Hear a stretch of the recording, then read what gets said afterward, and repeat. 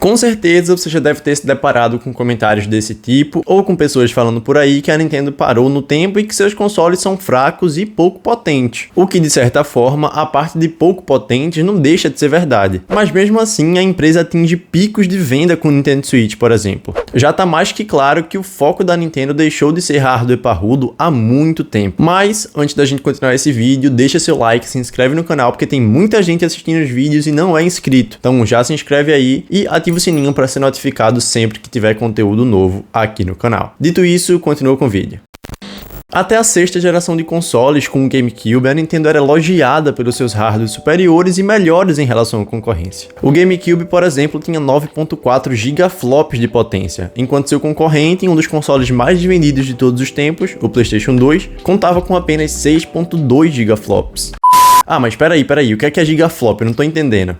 Vamos lá, eu vou explicar em teraflop porque é a medida mais usada hoje em dia, mas o conceito é exatamente o mesmo. Teraflop é uma medida usada para medir a potência de uma GPU. Ela leva em conta a quantidade de cálculos em pontos flutuantes que a GPU consegue fazer por segundo. Se uma GPU tem 1 teraflop, significa que ela consegue fazer 1 trilhão de cálculos em pontos flutuantes por segundo. O que quer dizer que 1 gigaflop é o que vale a 1 bilhão de cálculos em pontos flutuantes por segundo. Agora que você já sabe isso, vamos continuar com o vídeo.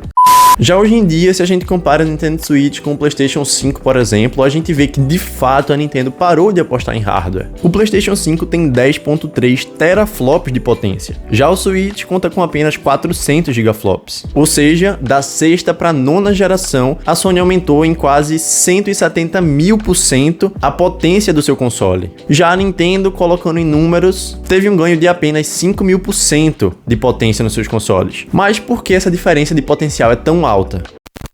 A partir desse carinha aqui, com seus 12 gigaflops de potência, a Nintendo deixou de apostar em hardware potentes. Enquanto seus concorrentes divulgavam sua capacidade gráfica com o intuito de vender o console, a Nintendo decidiu apostar em inovações e experiências. O diferencial do Wii era o seu controle. O Wii Remote foi o principal ponto de venda do Nintendo Wii. Não é à toa que o jogo que mais usava esse recurso, o Wii Sports, foi o mais vendido do console. A forma com que era possível jogar encheu os olhos de muita gente, embora depois de um tempo as pessoas começaram a sentir falta de um controle convencional. Mas aí a Nintendo resolveu isso lançando um Pro Controller pro Wii que você comprava separadamente. Sem contar que em um momento onde as empresas estavam migrando pro HDMI e consolidando ele, o console da Nintendo continuava com a entrada AV que já estava ficando defasada. Mas as inovações do Wii faziam com que esses pontos inferiores em relação aos outros consoles ficassem um tanto quanto irrelevantes. A gente só ignorava isso para poder aproveitar a experiência diferenciada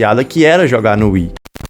Já com o console de 7ª geração, as coisas foram um pouco diferentes. Embora a tentativa de inovação tenha se mantido por parte da Nintendo, o público não aceitou muito bem o console. Isso porque, diferente do Wii, que teve uma maestria em entregar o seu diferencial, que no caso era o controle de movimento, o Wii Remote, o Wii U prometeu muito e não entregou o que deveria. A começar com um controle que não era nada convencional, o que talvez não fosse um problema se ele entregasse realmente o que deveria. O gamepad, além de ser um trambolho super pesado e desconfortável de jogar depois de um certo tempo, não cumpria direito o que deveria. A proposta da Nintendo era que ele fosse não só uma segunda tela, mas também uma tela em que você pudesse jogar sem precisar usar a TV, algo como o Switch é hoje em dia. Mas esse recurso não era nem um pouco funcional, e a segunda tela acabou virando só uma maneira mais fácil ali de acessar os mapas em certos jogos, acessar itens e tal. Era esquisito jogar naquela tela, sem contar os bugs de imagem e a perca de conexão constante que tinha com o console. Se você se distanciasse um pouco do console,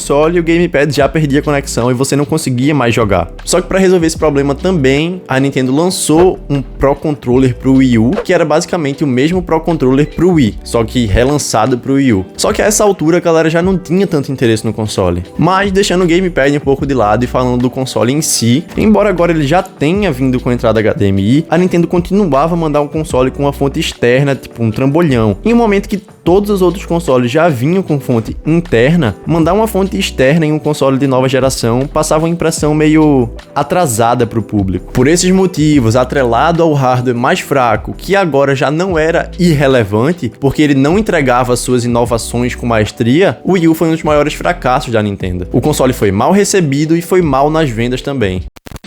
Já com esse carinha aqui, as coisas começaram a melhorar de novo para a Nintendo. Como eu falei lá em cima, ele não é muito potente, ele tem lá seus 400 gigaflops de potência, mas sem dúvida isso não é nem de longe um problema para o Switch. É fácil dizer que ele é o console mais inovador que já foi lançado. A tentativa de transformar o gamepad do Wii U em um portátil foi passada para o Switch, mas dessa vez em um aparelho que realmente funciona. Se a gente pega os dados de venda dos consoles, o Switch sempre está entre os mais vendidos, mesmo sendo um console lá de 2017 e mesmo sendo o console mais fraco da atual geração. Essa falta de potência, por assim dizer, limita, claro, os títulos que o Switch pode ou não rodar. Jogos mais pesados acabam ficando fora da biblioteca e mesmo alguns acabam rodando a 30 FPS. Mas, como eu disse, o foco da Nintendo deixou de ser o player tryhard, aquele cara que curte COD, FPS e tal, há muito tempo, desde a época do GameCube. E isso não é um problema, pelo menos para quem é fã da Nintendo e já conhece a empresa, sabe que o seu foco são jogos exclusivos,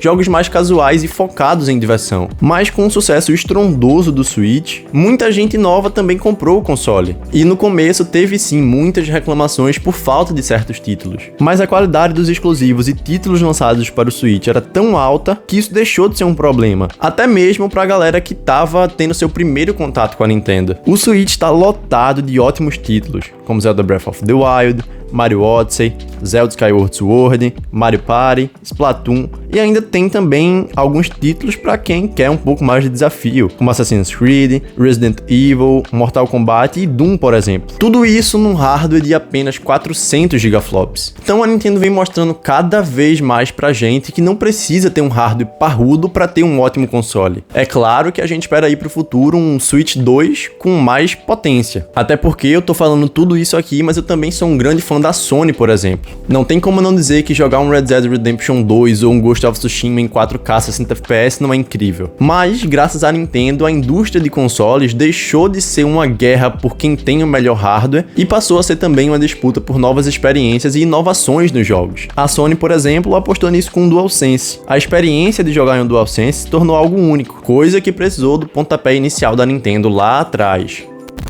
Mas então esse foi o vídeo, eu espero que você tenha gostado, eu espero que você que reclamava da Nintendo por causa do seu hardware tenha mudado de ideia. Então muito obrigado você que assistiu até aqui. Já deixa seu like e se inscreve no canal, que eu tô ligado que você esqueceu de fazer isso lá no começo. E deixa aí nos comentários a sua opinião, o que é que você acha da Nintendo ter um hardware um pouco inferior, mas investir em inovações. Você curte ou você não curte? Eu espero um feedback seu aí nos comentários. Muito obrigado e te vejo na próxima.